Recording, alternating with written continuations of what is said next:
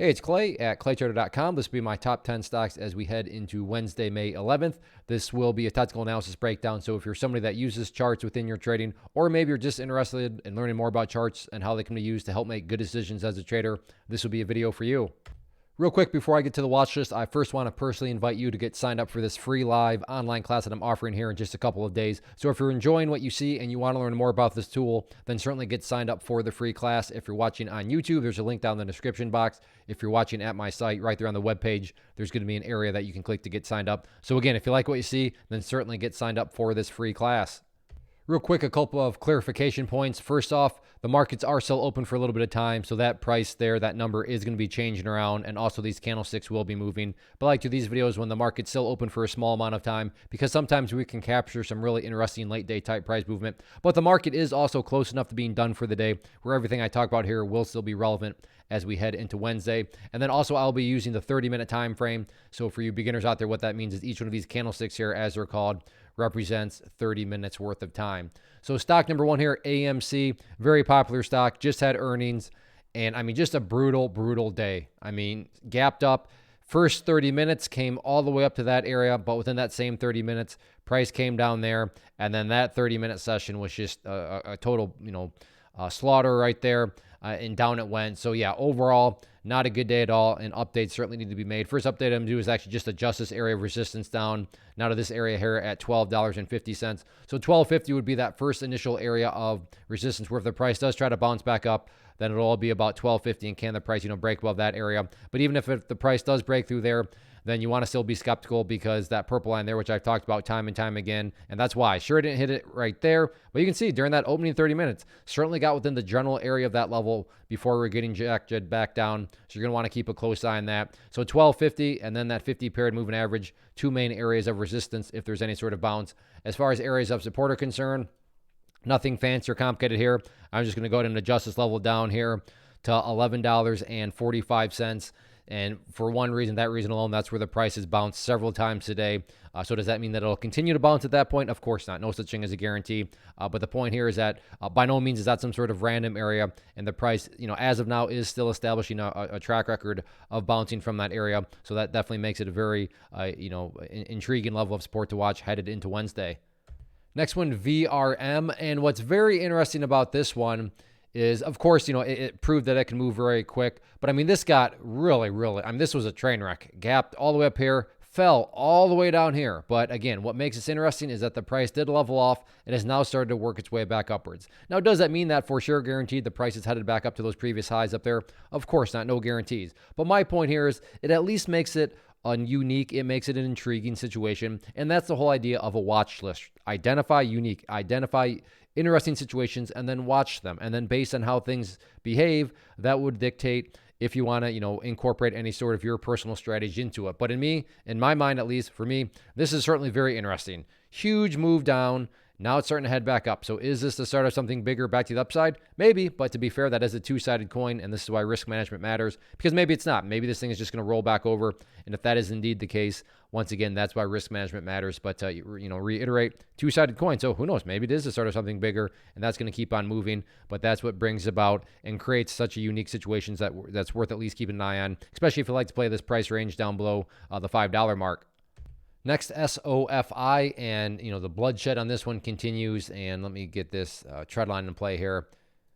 Had it last time, but I'm not sure what happened to my annotations. Anyways, there we go. So that's the overall trend line that I've put into place previously. And not that it's necessarily relevant right now, but just for more of, an over, encapsulating point of view, you want to keep an eye on that level. But even with that, and maybe I'm overcomplicating it, maybe I should just be saying, just watch that purple line there, the 50-period moving average, because that is a moving average. So as time goes by, this is why I like to call these trend lines for lazy people, because if you don't feel like drawing the trend line, well, then this quote-unquote trend line will draw itself for you as it slopes lower and lower. So you want to keep an eye on that from a resistance standpoint. If there is any sort of, like I said, bigger bounce in the upwards direction. In more of the near term, though, the key level of resistance right there at around $5.75. So keep an eye on that. As far as areas of support, like AMC, nothing fancy, nothing complicated here. Literally just a question of where did the bleeding, where did the bloodshed finally stop today, and that was right down there at 485. So keep an eye on that. And if that rolls back down, then it becomes a question of could this potentially be some sort of double bottom pattern? Again, no guarantees, but that's certainly a plausible thought process to have. Next one, PLTR, and it's still a very interesting stock. Thought it might put up a bit better of a fight today, given that it got beat down so much. But it is, at least now, after today, I'm going to go ahead and get rid of that level, giving us that much more of, we'll call it a self-fulfilling prophecy type point. So let me be very clear. As I draw this trend line right here, by no means am I trying to impress you. Am I trying to imply that this is a great skill or that some sort of special secret discovery? Nothing like that at all. I assure you, there are all sorts of people that have drawn that trend line. So while that does not guarantee anything, doesn't make it plausible, doesn't make it at least a rational thought process to have that if the price can come up to that trend line and get the break up through it, that break could create some good upside buying pressure. Yes, that is absolutely a valid thought process to have. Not for sure going to happen, but it's at least some sort of breakout area that you got to think a lot of people will be watching. So like I said, self-fulfilling prophecy, call it whatever you want. In my mind, it makes a whole lot of sense to continue to monitor that trend line right there, especially when you factor in that you can see that these 2 points did a fantastic job of forecasting that opening 30 minutes today. And then as far as supports are concerned, main area to watch if the price comes back down right there around $6.90. Next one, SNDL, and this one just continues to bleed lower and lower. But again, I do know that there's a lot of people that care about this one, so I try to keep it updated at least a couple times a week. But these levels up here, just going to get rid of them as they've served their purpose for now. As far as near-term levels are concerned, first key level to watch very closely now from a resistance standpoint is going to be right here at this former area of support, which sits at the 41-cent mark. You can see this was a very actually pretty stubborn level of support right there. But with the break below it right there, that's just where a foundational rule comes into play. When levels of support are broken and closed below, they tend to act as resistance. So keep an eye on that, if there's any sort of, continued bounce. But like AMC, even if the price does get above 41, don't get me wrong, that's certainly a step in the right direction. But you still got to, you don't want to lose sight of the fact that not that far away is that purple line there, the 50-period moving average. In terms of levels of support, if the price does come back down, then 38 cents going to be that main level. And kind of a common theme today. Where did the bleeding finally stop on a lot of these stocks? That's just simply where the support is. And that in this situation down there at the 38-cent mark. Next, NIO, been tracking this one quite a bit and updates need to be done. So first thing, some house cleaning, and then going back to that statement that I made earlier about how when levels of support are broken and closed below, they tend to act as resistance.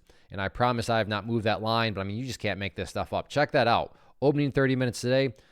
Big move up, and that is right where it got rejected from at that former support that is now acting as resistance. Problem is, not only did it go back down on that area of support, it also broke down through there. So that is yet another area of resistance that needs to be documented at this point. So support turned into resistance right there at 14. But I'm going to go ahead and get rid of that level up there just because I don't want to have lines and clutter all over the place. And because that purple line here, hence the moving average, has moved down below that level. So that actually takes higher priority. So again, just from a presentation standpoint and not wanting clutter everywhere, we'll just get rid of that level. So if there are any sort of bounce to the upside, $14 resistance number one, and then the 50-period moving average resistance number two.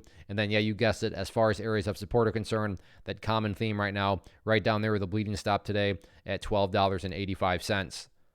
Next one, BHC. Very interesting situation here with the gap down, and this will mean a bit more to those that have traded for a while, but I'm sure if you've seen stocks that gap down, and then after the gap down, so this is where this one opened, they just bleed and bleed and bleed and bleed and go lower and lower for the rest of the day. That didn't happen here. Not only did the price, that opening 30 minutes right there, a green candle, go up, then it just started to go sideways. Now, does this mean that for sure guaranteed this is the bottom and that this thing's going to keep on bouncing upwards? Of course not. Again, no guarantees. But is that a plausible thought process? Am I being rational to think that way? Yeah, it absolutely is. So, as far as, again, interesting situations and, situations worth keeping an eye on and watching, in my mind, this fits it from all those different angles, with the main area being right there at the $9 mark as far as the key level of support. And the idea behind 9 is if the price were to go down there and then break below it, at that point, now all of a sudden you basically have the price having gone right back to where it was. And not to insult your intelligence, but price movements that go back to where they were,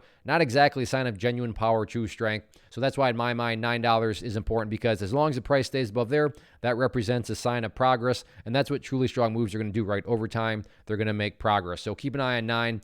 But yeah, if this thing even goes up there and closes that gap, just based on how much it got beat down today, from a trading standpoint, that could be a very worthwhile potential trade. Next one, CYN. Very, very nice day today. Not necessarily because it was green, but from a technical point of view, and this will mean a bit more to those that have watched past videos, but because it broke up through that resistance trend line right there that I talked about. So that's where this update now comes into play. When levels of resistance are broken and closes above, you want to see them act as support. So moving forward, ideal level of support that you'd want to see the price stay above, going to be right there around $4.60. As far as now resistances are concerned, two main levels stand out. The first one, just from today, you can see that several times the price got right up around $5.15, couldn't quite push through it. In fact, once, twice, three times got rejected, just as it did back there. So it doesn't mean that the price can't get above it, just saying that, it kind of makes sense why the price is struggling at that area. But if the price can push up through 515, next key overarching level going to be right up there around 585. But overall, very nice move. Got the trend line break. So let's see if more continuation is to come. Next one, AMD. And in my mind, there's two main levels that stand out that a lot of people will be watching. So you can call these self-fulfilling prophecy points, call them whatever you want. So from a resistance standpoint, it's all about that pink line there, which on my chart represents the famous 200 period moving average. Why is it famous? I mean, check this out.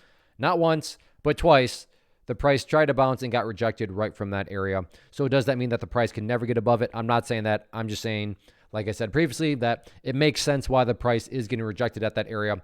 But going back to the levels that I think a lot of people are probably watching, that would be the key level from a resistance standpoint. And then on the flip side of things, as far as areas of support, you have this area down here at 84.75.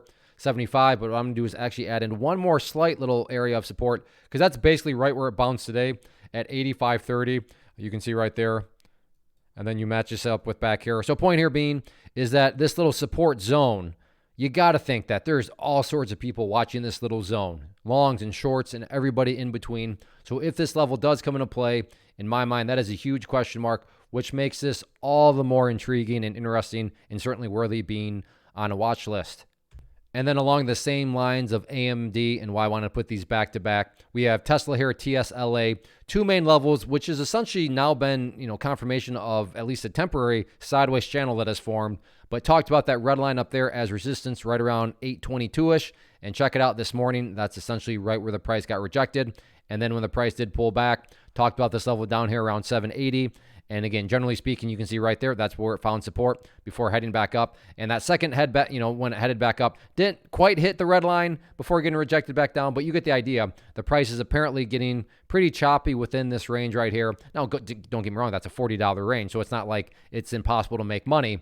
But just from more so, taking a step back and looking at not from a day-to-day perspective, but multiple days, that's really the big question mark moving forward is who is ultimately going to win out of this sideways battle here that is forming within the channel. Are the bulls going to win out with a break to the upside? Are the bears going to win out with a break to the downside? That is the big question mark moving forward. So again, if you like interesting situations, if you like situations where you have these kind of self-fulfilling prophecy type points, then I'd say Tesla is certainly worth keeping an eye on. So that wraps up the top 10 here. Again, if you like what you saw here and you want to learn more about this tool and how it can be used to help build consistency as a trader, then certainly get signed up for the class. Like I said, it'll be in a couple of days, Thursday, May 12th at 7 p.m. Eastern time. So I hope to see you there. As far as these top 10 videos are concerned, if you enjoy this format, if you would like for me to continue to make these videos, then please help me out with some basic feedback. Hit the like button, leave a simple comment below. Say hi, tell me what you traded today, tell me what you're watching tomorrow. But those two things go a long way in communicating to me that you're enjoying. And as long as I know people are enjoying, then I will continue to put in the time and effort required to create these sort of content videos for you. So like I said, if you liked what you saw here and you want to learn more, get signed up for that free class. And hopefully I'll see you on Thursday. Everybody take care. Have a good one.